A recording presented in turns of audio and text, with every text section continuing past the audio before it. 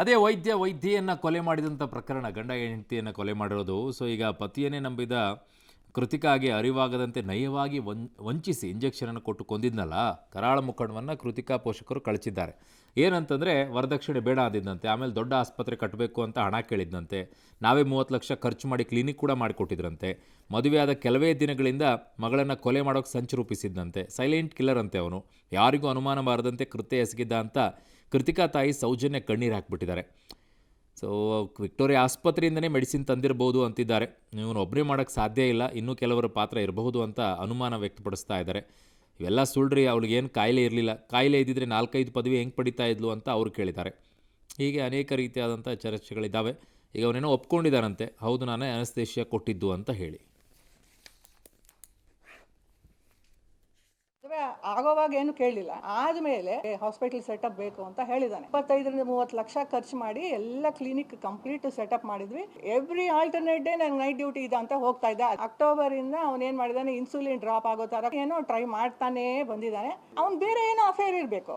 ಸುಮ್ಮನೆ ಇನ್ವೆಸ್ಟಿಗೇಷನ್ನ ಮಿಸ್ಗೈಡ್ ಮಾಡೋಕ್ಕೆ ಮೋಟಿವ್ ಬೇರೆ ಏನು ಇರೋದ್ರಿಂದ ಅದನ್ನ ಮುಚ್ಚಿಟ್ಟು ಈ ನಮ್ಮ ಹುಡುಗಿ ಮೇಲೆ ಅಲಿಗೇಷನ್ ಮಾಡಿ ಈ ತರ ಒಂದು ಆರೋಗ್ಯ ಸಮಸ್ಯೆ ಇದೆ ಅಂತೇಳಿ ಮುನ್ನಾಗ್ಲಿ ಎಲ್ಲಾರನ್ನೂ ಒಂದು ದಿಕ್ಕನ್ನ ತಪ್ಪಿಸುವಂತ ರೀತಿ ಮಾಡ್ತಾ ಇದ್ರು. ಹೆಣ್ಣೆತ್ತರು ಒಂದೇ ಒಂದು ಮಾತನ್ನು ಹೇಳ್ತೀನಿ, ಸಮಾಜದಲ್ಲಿ ನಮಗೆ ಮಾನ ಮರ್ಯಾದೆ ಹೊರಟೋಗ್ಬಿಡುತ್ತೆ, ಗಂಡನ ಬಿಟ್ಟು ಬಂದಿದ್ದಾಳೆ ಅಂತ ಅನ್ನಿಸ್ತಾರೆ ಅಂತೇಳಿ. ನಿಮ್ಮ ಮಗಳ ಜೀವ ಮುಖ್ಯ ಆಗಿರುತ್ತೆ, ಸಮಾಜ ಮಾನ ಮರ್ಯಾದೆ ಅಲ್ಲ. ಉಳಿಸ್ಕೊಳ್ಬೇಕಂದ್ರೆ ಯೋಚನೆ ಮಾಡಿ, ಕಟಕರ ಕೈಯಲ್ಲಿ ನಿಲ್ಲಿಸಬೇಡಿ ಅಷ್ಟೇ. ಡಿಸಿಎಂ ಡಿಕೆ ಶಿವಕುಮಾರ್ ಬೆಂಗಳೂರು ನಡಿಗೆ ಮುಂದುವರೆಸಿದ್ದು, ಕೋರಮಂಗಲ ವೀರ ಯೋಧರ ಉದ್ಯಾನವನದಲ್ಲಿ ಸಾರ್ವಜನಿಕರ ಅಹವಾಲನ್ನು ಸ್ವೀಕಾರ ಮಾಡಿದರು. ಇದೇ ವೇಳೆ ಎ ಖಾತಾ ಪಡೆಯಲು ಮಾರ್ಗಸೂಚಿ ದರ 5% ಶುಲ್ಕ ಪಾವತಿಸಲೇಬೇಕು, ವಿನಾಯಿತಿ ನೀಡೋ ಮಾತೇ ಇಲ್ಲ ಅಂತ ಸ್ಪಷ್ಟಪಡಿಸಿದ್ದಾರೆ. ಇರೋದ್ರಲ್ಲಿ ನಾವು ಬೆಸ್ಟ್ ಬೆಲೆ ಕೊಡ್ತಾ ಇದ್ದೀವಿ. ಎ ಖಾತಾ ಪಡೆಯೋದ್ರಿಂದ ಬ್ಯಾಂಕ್ ಸಾಲ ಸಿಗುತ್ತೆ, ಸೈಟ್ ಬೆಲೆ ಜಾಸ್ತಿ ಆಗುತ್ತೆ, ಹಾಗಾಗಿ 5% ಮಾರ್ಗಸೂಚಿ ದರ ಕಟ್ಟಬೇಕು ಅಂತ ಹೇಳಿದರು. ಇದೇ ವೇಳೆ ಕಸ ಸಮಸ್ಯೆ ಸೇರಿದಂತೆ ಹಲವಾರು ಸಮಸ್ಯೆಗಳ ಬಗ್ಗೆ ನಾಗರಿಕರು ದೂರನ್ನು ಕೊಟ್ಟಿದ್ದಾರೆ. ಎಲ್ಲ ಸಮಸ್ಯೆ ಆಲಿಸಿರುವಂತಹ ಡಿಸಿಎಂ ಎಲ್ಲ ಸಮಸ್ಯೆಗಳನ್ನ ಬಗೆಹರಿಸ್ತೀನಿ, 44 ಕಿಲೋಮೀಟರ್ ಹೊಸದಾಗಿ ಡಬಲ್ ಡೆಕ್ಕರ್ ಮಾಡ್ತೀವಿ, ಮೆಟ್ರೋ ವಿತ್ ರಸ್ತೆ ಮಾಡ್ತೀವಿ, 1.4 ಲಕ್ಷ ಕೋಟಿ ಯೋಜನೆಗಳು 3.5 ವರ್ಷದಲ್ಲಿ ಮುಗಿಸ್ತೀವಿ ಅಂತ ಭರವಸೆಯನ್ನ ನೀಡಿದರು. ಇನ್ನು ಕೋರಮಂಗಲಕ್ಕೆ ಮೆಟ್ರೋ ಲೈನ್ಗೆ ಮನವಿಯನ್ನ ಮಾಡಲಾಯಿತು. ನಾನೆಲ್ಲ ಯೋಚನೆ ಮಾಡಿದ್ದೀನಿ, ಅವ್ರ ಆಸ್ತಿ ದಾಖಲೆ ಮಾಡ್ಕೊಳ್ಬೇಕಾದ್ರೆ 5% is not a big thing. ಎಲ್ಲರೂ ಕೂಡ ಸಾಲ ಸಿಗಕ್ಕೆ ಅವ್ರ ಆಸ್ತಿ ಪ್ರೈಸ್ ಎಲ್ಲ ಡಬಲ್ ಆಗೋಗ್ತದೆ. ಯಾವಾಗ ಬಿ ಖಾತೆಯಿಂದ ಎ ಖಾತೆ ಆಯ್ತು ಅವ್ರಿಗೆಲ್ಲ ಆಸ್ತಿ ಆಗ್ತದೆ. ಎಲ್ಲ ರೆವಿನ್ಯೂ ಸೈಟ್ಗಳು ತಗೊಂಡ್ಬಿಟ್ಟಿದ್ದಾರೆ. ಇವು ಪ್ಲಾನ್ಸ್ ಇದ್ರಲ್ಲಿಲ್ಲ. ಎಲ್ಲರಿಗೂ ಒಂದೇ ತರ ಸರ್ವಿಸ್ ಕೊಡ್ಬೇಕಲ್ಲ, ಅವರು ಸಹಕಾರ ಕೊಡ್ಬೇಕು. ನನ್ಗೇನು ಜೀನಿ ಸ್ಲಿಮ್ ರೆಫರ್ ಮಾಡ್ಬೇಕಾದ್ರೆ ಕಾರಣ ಏನಂದ್ರೆ ವೇಟ್ ಲಾಸ್ ಸಲುವಾಗಿ ನನ್ ಬಾಳ ಜನ ಕೇಳಿದ್ರು. ಫಸ್ಟ್ ನಾನ್ ತಗೊಂಡು ನನಗೆ ರಿಸಲ್ಟ್ ಬಂದ್ಮೇಲೆ ಆಮೇಲೆ ನಾನು ಜೀನಿ ಸ್ಲಿಮ್ ಇನ್ನೊಬ್ಬರಿಗೆ ಪ್ರಿಪೇರ್ ಮಾಡಿದ್. ಸುಸ್ತಾಗೋದು ಕಡಿಮೆ ಆಯ್ತು, ವೀಕ್ನೆಸ್ ಅದು ಏನೂ ಇಲ್ಲ, ಪೂರಾ ಹೆಲ್ದಿ ಅದೇನೆ. ವೇಟ್ ಜಾಸ್ತಿ ಇರೋರಲ್ಲಿ ಏನೇ ಡೌಟ್ ಇಲ್ಲದೆ 100% ಬಳಸಬಹುದು. ಪ್ರತಿದಿನ ನಮ್ಮ ಜೀನಿ ಸ್ಲಿಮ್ ನ ಯೂಸ್ ಮಾಡಿ ಯಾವುದೇ ಸೈಡ್ ಎಫೆಕ್ಟ್ ಇಲ್ದಂಗೆ ನೀವು ಸಣ್ಣ ಆಗ್ತೀರಾ. ಸೊ ಇನ್ನು ಬಿಹಾರ ವಿಧಾನಸಭೆ ಚುನಾವಣೆ ಕತೆ. ಇಲ್ಲಿ ಪ್ರಧಾನಿ ಮೋದಿ ಅವರಿಗೆ ಒಂದು 12 ಚುನಾವಣಾ ಸಭೆ ರ್ಯಾಲಿ ಎಲ್ಲ ಮಾಡೋಕ್ಕೆ ನಿರ್ಧಾರ ಮಾಡಿದಾರಂತೆ. ನವಂಬರ್ 6ಕ್ಕೆ ನಡೆಯುತ್ತೆ ಅಲ್ವಾ, ಹಾಗಾಗಿ ಎಲ್ಲ ತಯಾರಿ ಮಾಡ್ಕೊಂಡಿದ್ದಾರಂತೆ. ಈ ಕಡೆಗೆ ಅಮಿತ್ ಶಾ ಅವ್ರದ್ದು, ರಾಜನಾಥ್ ಸಿಂಗ್ ಅವ್ರದ್ದು ಒಂದು ಟೀಮು. ಇನ್ನೂ ಅಸಾವುದ್ದೀನ್ ಓವೈಸಿ ಅಲ್ಲೊಂದು 25 ಅಭ್ಯರ್ಥಿಗಳನ್ನು ಪಟ್ಟಿ ಬಿಡುಗಡೆಗೊಳಿಸ್ಬಿಟ್ಟಿದ್ದಾರೆ. Very good. ಇಬ್ಬರು ಮುಸ್ಲಿಮೇತರ ಅಭ್ಯರ್ಥಿಗಳು ಟಿಕೆಟ್ ಕೊಟ್ಬಿಟ್ಟಿರೋದಂತೆ.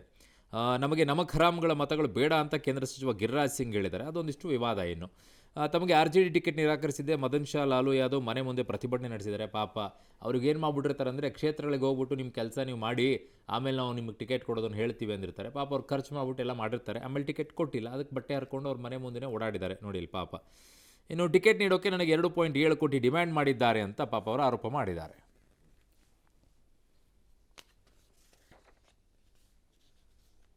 ನಾಳೆ ದೇಶಾದ್ಯಂತ ದೀಪಗಳ ಹಬ್ಬ, ದೀಪಾವಳಿ ಸಂಭ್ರಮ ಸಡಗರ. ಅದರ ಮುನ್ನಾ ದಿನವೇ ಶ್ರೀರಾಮನಗರಿ ಅಯೋಧ್ಯೆಯಲ್ಲಿ ಹಬ್ಬದ ಸಂಭ್ರಮ ಇಮ್ಮಡಿಗೊಂಡಿದೆ. ಅಯೋಧ್ಯೆ ನಗರಿ ದೀಪಗಳಿಂದ ಜಗಮಗಿಸ್ತಾ ಇದೆ. 26 ಲಕ್ಷ ದೀಪಗಳನ್ನು ಶ್ರೀರಾಮನೂರಿನಲ್ಲಿ ಬೆಳಗಿಸಲಾಗಿದ್ದು, ಪ್ರತಿ ವರ್ಷದಂತೆ ಈ ವರ್ಷವೂ ಸರಯೂ ತಟದಲ್ಲಿ ದೀಪೋತ್ಸವವನ್ನು ಹಮ್ಮಿಕೊಳ್ಳಲಾಗಿತ್ತು. ಅಯೋಧ್ಯೆಯ ಪವಿತ್ರ ಸರಯೂ ನದಿಯಲ್ಲಿ 26,11,101 ದೀಪಗಳನ್ನು ಬೆಳಗಿಸುವ ಮೂಲಕವಾಗಿ ವಿಶ್ವ ದಾಖಲೆಯನ್ನು ನಿರ್ಮಾಣ ಮಾಡಲಾಗಿದೆ. ರಾಮ್ಕಿ ಪೌಡಿ ಸೇರಿದಂತೆ 56 ಘಾಟ್ಗಳಲ್ಲಿ ದೀಪವನ್ನು ಬೆಳಗಲಾಯಿತು. 2017ರಲ್ಲಿ ಈ ಉತ್ಸವ ಆರಂಭವಾದಾಗ ಕೇವಲ 1.71 ಲಕ್ಷ ದೀಪಗಳು ಬೆಳಗಲಾಗಿತ್ತು. ಕಳೆದ ವರ್ಷ 25.12 ಲಕ್ಷ ದೀಪಗಳನ್ನು ಹಚ್ಚಲಾಗಿತ್ತು. ಶ್ರೀರಾಮನಗರಿ ಅಯೋಧ್ಯೆಯಲ್ಲಿ ದೀಪೋತ್ಸವದ ಸಂಭ್ರಮ ಮನೆ ಮಾಡಿದೆ. ಆದರೆ ಸಮಾಜವಾದಿ ಪಕ್ಷದ ಮುಖ್ಯಸ್ಥ ಅಖಿಲೇಶ್ ಯಾದವ್ ವಿವಾದದ ಕಿಡಿ ಹೊತ್ತಿಸಿದ್ದಾರೆ. ದೀಪಗಳು ಮತ್ತು ಮೇಣದ ಬತ್ತಿಗಳಿಗೆ ಯೋಗಿ ಸರ್ಕಾರದ ವೆಚ್ಚವನ್ನು ಪ್ರಶ್ನಿಸಿದ್ದಾರೆ. ಅಯೋಧ್ಯೆ ದೀಪೋತ್ಸವಕ್ಕಾಗಿ ಪ್ರತಿ ವರ್ಷ ಖರ್ಚು ಮಾಡ್ತಾ ಇದ್ದಾರೆ. ದೀಪೋತ್ಸವಕ್ಕೆ ಹಣತೆಯ ಖರ್ಚು ಯಾಕೆ? ನೀವು ಕ್ರೈಸ್ತರ ಕ್ರಿಸ್ಮಸ್ ಆಚರಣೆ ನೋಡಿ. ಅವರು ಕ್ರಿಸ್ಮಸ್ ವೇಳೆ 1 ತಿಂಗಳು ಎಲ್ಲ ನಗರಗಳನ್ನು ಲೈಟ್ ಮೂಲಕ ಸಿಂಗರಿಸ್ತಾರೆ. ನೀವು ಹಣತೆ ಖರೀದಿಸ್ತಾ ಖರ್ಚು ಮಾಡ್ತಾ ಇದ್ದೀರಿ ಅಂತ ಅಖಿಲೇಶ್ ಯಾದವ್ ವಿವಾದಿತ ಹೇಳಿಕೆಯನ್ನು ಕೊಟ್ಟಿದ್ದಾರೆ. ಈಗ ಒಂದಿಷ್ಟು ತೀವ್ರವಾಗಿ ಟೀಕೆಗಳು ವ್ಯಕ್ತವಾಗ್ತಾ ಇದೆ. ಅಲ್ಲ ರೀ, ಹಣತೆಯಿಂದ ಅಖಿಲೇಶ್ ಅವ್ರಿಗೆ ಯೋಚನೆನೇ ಇಲ್ವಾ ಅದನ್ನ ಯಾಕೆ ಇಷ್ಟೆಲ್ಲ ಕಲ್ತಿದ್ದೀರಾ ಅಂತ ಹೇಳಿ? ಅಲ್ಲ ರೀ, ಕುಂಬಾರನಿಗೆ ಅನುಕೂಲ ಆಗಲ್ವೇನ್ರಿ ಮಣ್ಣಿನ ಅವನು ತಯಾರು ಮಾಡೋದಕ್ಕೋಸ್ಕರ 26 ಲಕ್ಷ ಅವನು ತಯಾರು ಮಾಡಬೇಕು ಅಂತಂದರೆ ಕುಂಬಾರನಿಗೆ ಎಷ್ಟು ಲಾಭ ಆಗಿರುತ್ತೆ? ಕನಿಷ್ಠ ಕಾಮನ್ ಸೆನ್ಸ್ ಬೇಡವಾ? ಕ್ಯಾಂಡಲ್ ಮಾಡೋರು ಇಟ್ಕೊಂಡು ಹೋಗ್ಬೇಕಂತೆ. ಅಯ್ಯ, ಬಂದುಬಿಡ್ತಾರೆ, ಯಾವ್ಯಾವ ಲೆವೆಲಲ್ಲಿ ಬಂದುಬಿಡ್ತಾರೋ. ಬಡವರಿಗೆ ಅನುಕೂಲ ಆಗಬೇಕು ಅಂತ ಹೇಳಿದ್ರೆ ಅವ್ರು ಶ್ರೀಮಂತರಿಗೆ ಅನುಕೂಲ ಅಂತೆ. ಹೋಗಿ ಅಲ್ಲೇ ಫಾರಿನಲ್ಲಿ ಕ್ಯಾಂಡಲ್ ಹಚ್ಕೊಂಡೆ ಓಡಾಡಿ, ಹಿಂಗೆ ಹಿಡ್ಕೊಂಡೆ. ನಿಮ್ಮ ಮನೇಲೂ ಹಂಗೆ ಮಾಡ್ತೀರಾ ಕ್ಯಾಂಡಲ್ಲು? ಈಗಷ್ಟೇ ಹೇಳ್ತಾ ಇದ್ವಿ ನಾವು, ರಾಜ್ಯ ಸರ್ಕಾರ ಈ ವಿಚಾರದಲ್ಲಿ ತಲೆ ಹಾಕ್ತಿಲ್ಲ ಅಂತ ಹೇಳಿ. ಈಗ ಅತಿವೃಷ್ಟಿಯಿಂದ ಹಾನಿಗೊಳಗಾದ ರಾಜ್ಯಗಳಿಗೆ ಕೇಂದ್ರ ಸರ್ಕಾರ SDRF ನಿಧಿಯಿಂದ ಹಣ ರಿಲೀಸ್ ಆಗಿದೆ.